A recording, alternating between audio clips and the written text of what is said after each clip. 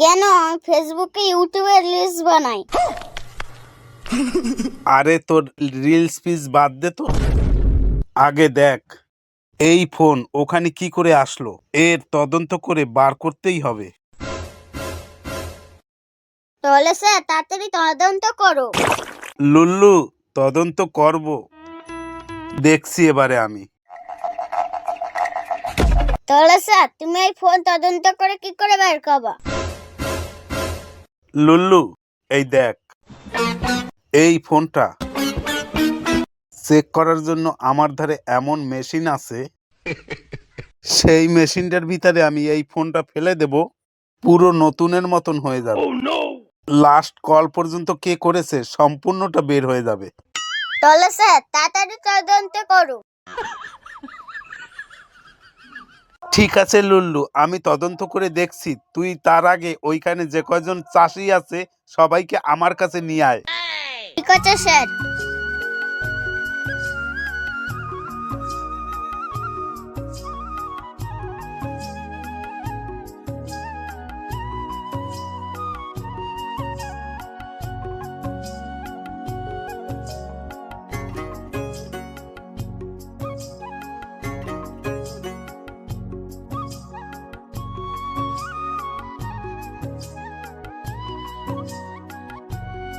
Sir চাষিকে নিয়ে চলে এসেছি।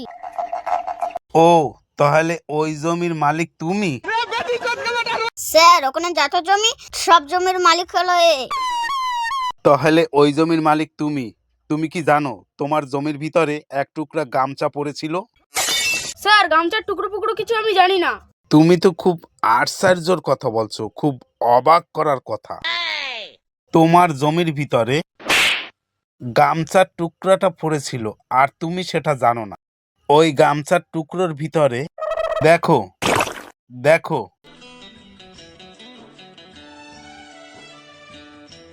এই ফোনটা ছিল। এই ফোনটা কার তুমি কি জানো? স্যার দেখি তো একটু। স্যার এই ফোন আমি চিনি না, গ্রামবাসীর কাছে শুনে দেখবে আমি খুব ভালো মানুষ।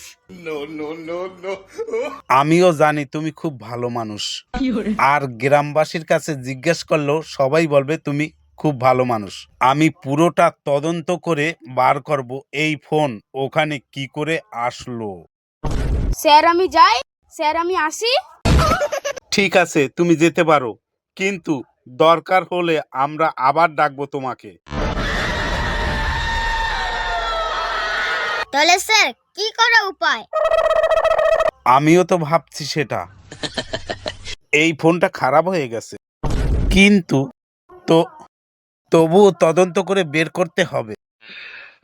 স্যার ফোন খারাপ হয়ে গেছে, জমির মালিক বলছে তো আমি চিনি না, তাহলে তুমি ওটা বের করবে কি করে?